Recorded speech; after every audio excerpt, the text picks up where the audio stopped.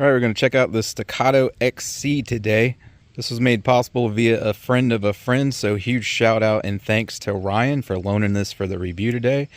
As you can see there and here, it's the XC model. Not quite sure why on the frame here it says XC22, even though it says XC here. Maybe one of you Staccato guys can let me know. So forewarning, I don't know a lot about these. I know of these. I know they're real great guns. I don't know all the in and outs, and I'm not looking to go over every single feature of it in today's video anyways. It's more like an experience type video. Just basically see how it goes, see how it shoots and all that.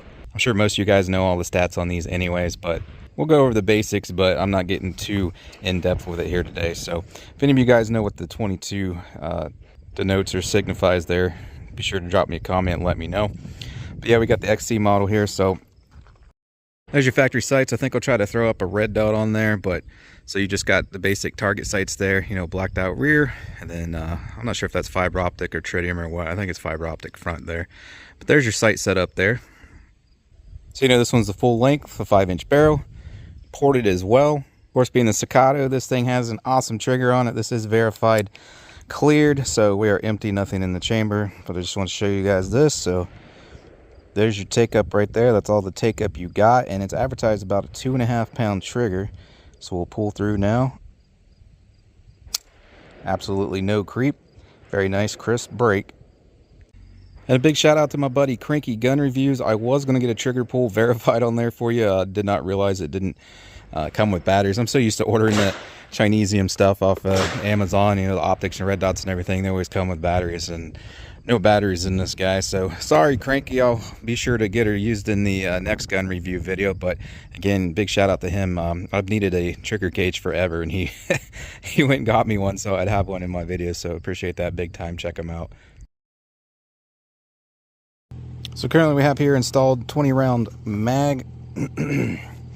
On the website it said it just comes with two 17 rounders. I'm sure it depends on what package you pick and whatnot. But we got two 17 rounders and two 20 rounders, so that's what those look like there. Obviously we got a 20 in there, and then pretty much flush fit with the 17 rounders there. Of course, you got your flared mag well. The grips on this thing are awesome, no surprise there. You have an ambi safety there. Of course, you have the grip safety there, rail on the front. As I said earlier, it's ported. So like I said, not going too in detail with this. So here in a second we'll get to shooting.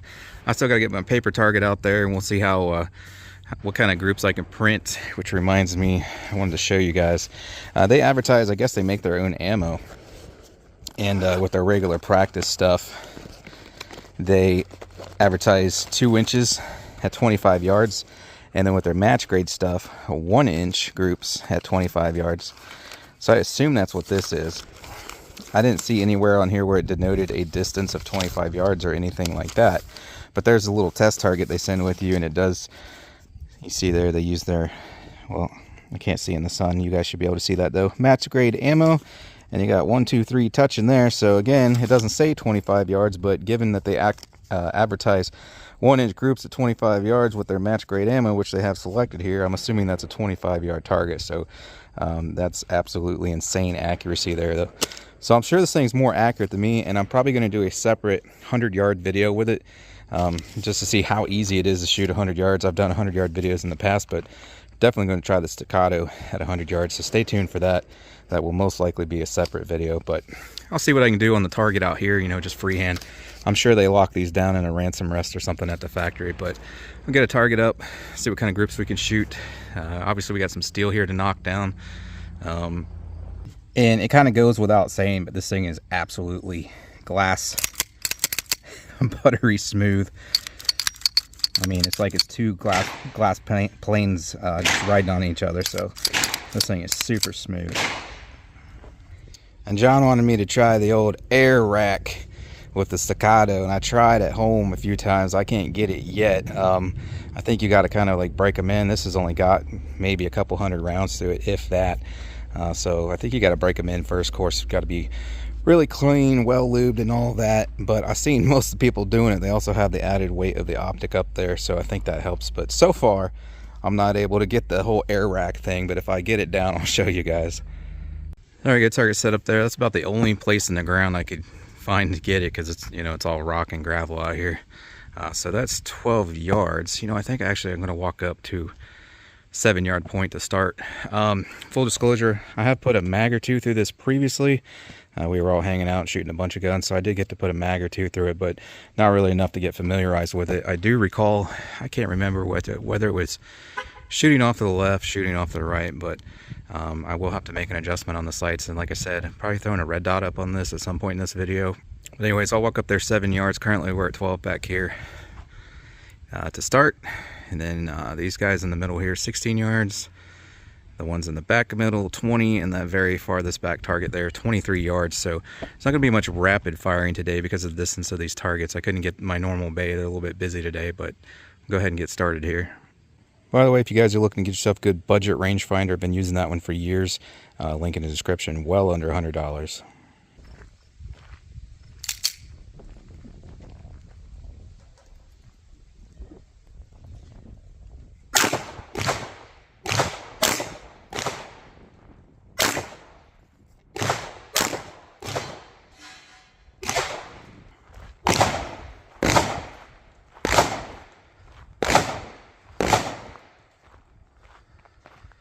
All right, so I was aiming at the top dot here, so we're off to the right, and for me, doing a 6 o'clock hold on this is putting them clear down here. So that's the other thing I recall from the previous mag or two, is it shoots low for me, surprisingly.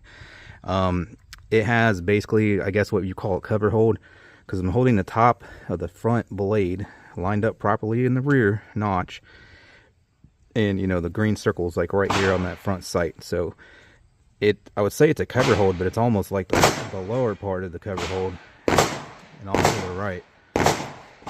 I'll try a few more back here at 12 yards on that same dot. But yeah, it's basically the bullets are going at the very bottom edge of the green dot on the front sight. And then of course we're off to the right there, so we need to adjust the windage some.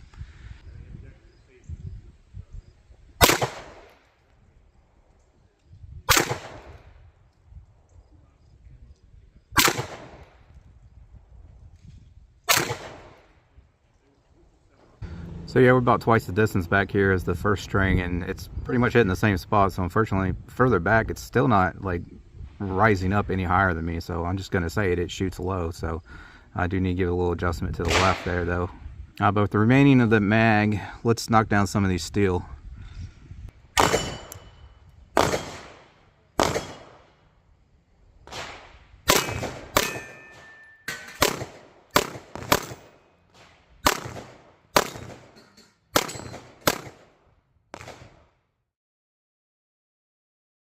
So here I went and adjusted the sight to try and get it straightened out, because remember, it was shooting off to the right.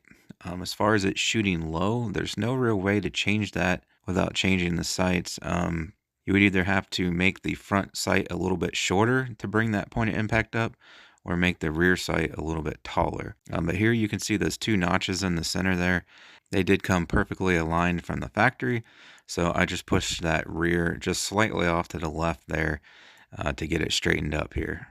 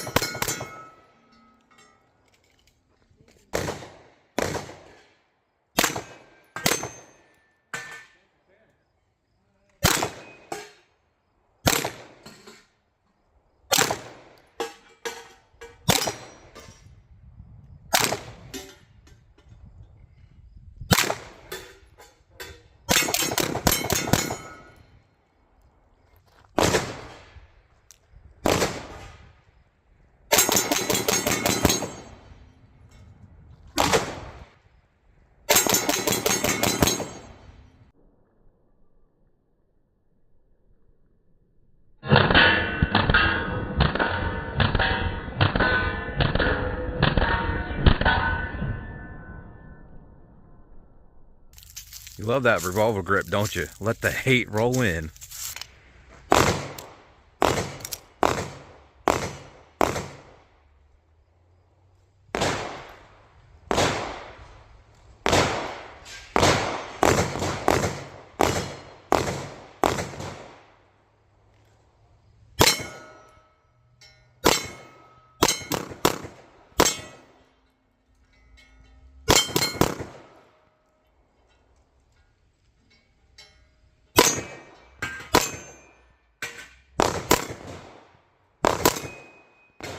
You see these stubby little sausage fingers, and I know I'm still not doing it right, but it's just extremely uncomfortable for me to do the thumbs forward method. Never liked it.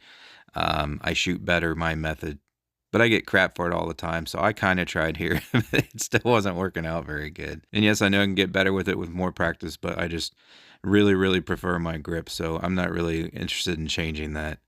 And I tell people all the time, you know, I'm not the greatest shooter in the world, obviously, but I can shoot pistols like these accurately, 100 yards freehand.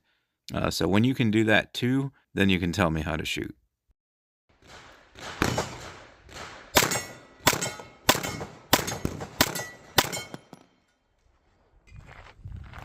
And now I got the red dot mounted up on it.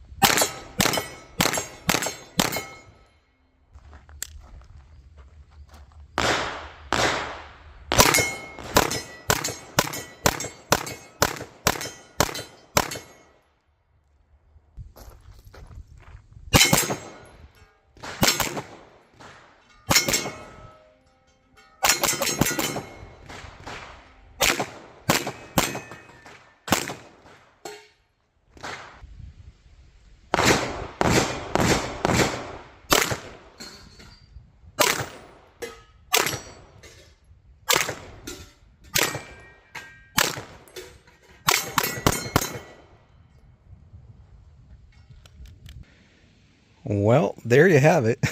I am definitely impressed. I should be for the price tag of one of these, but obviously I have no complaints. This thing's super accurate, super smooth, very flat shooting. I gotta say, and I've not got to shoot a whole lot of high-end guns on the channel. I'm usually more in the budget realm of things because it's just what I can afford currently. As the channel gets bigger and such, you know, I'll have nicer stuff on here, but I'll never stray away from also testing out the budget stuff. But I've definitely, I'm thinking back to especially that rapid fire on the gong there. I don't think I've ever, it doesn't even matter what caliber, maybe 22, but I don't think I've ever rapid fired on that gong at that distance without missing any that fast. So this thing is definitely a very flat shooter. I mean, to me, it definitely 100% lives up to the name. Excellent performing gun. If I was to grab one gun, one handgun out of all that I've ever tried, it would definitely be this, even over my 5.7. I love my 5.7. That's the crazy thing. The Rock 5.7 I have, you know, the 5.7 by 28, very flat, soft shooting cartridge. And this thing almost feels like I'm shooting at least at rapid fire. Not one shot at a time. You can tell, you know, 9mm obviously got more recoil. If you're just slow shooting one shot at a time, this definitely still has a lot more recoil than that 5.7. But when I'm going fast, it's like I'm running just as fast as that 5.7 with that very low recoiling round in there. So pretty impressive that you can do that with a 9mm. That obviously has a lot more power and energy. So yeah. A 5.7 previously would have been my go-to for an all-out battle gun and, you know, rapid fire, target shooting, low recoil, all that. But I'd have to go with the Staccato now. I mean, it's what you would expect me to say. It's what you would expect me to say, I'm sure. But what I'm trying to get at is I can shoot it just as fast as that 5.7, which to me, that just blows me away, considering that we're using a 9mm. So yeah, she's awesome. So again, big thanks to Ryan for loaning it to the review. Thanks to John also for helping me get it out here today. It's kind of our middleman. And make sure you guys stay tuned for the 100-yard video. I'll have that coming up shortly after this. I'm sure she's 100-yard worthy. I've done it with several other pistols, so I don't think it's going to be any problem at all with the Staccato. I might even try to reach out 125, 150. We'll see. But I'll definitely have a 100-yard video coming up on that. If you're a 9mm dude and you want to see some ballistic gel tests, make sure you check out my 9mm gel test playlist. I also have 380, 40, 45 and stuff like that as well.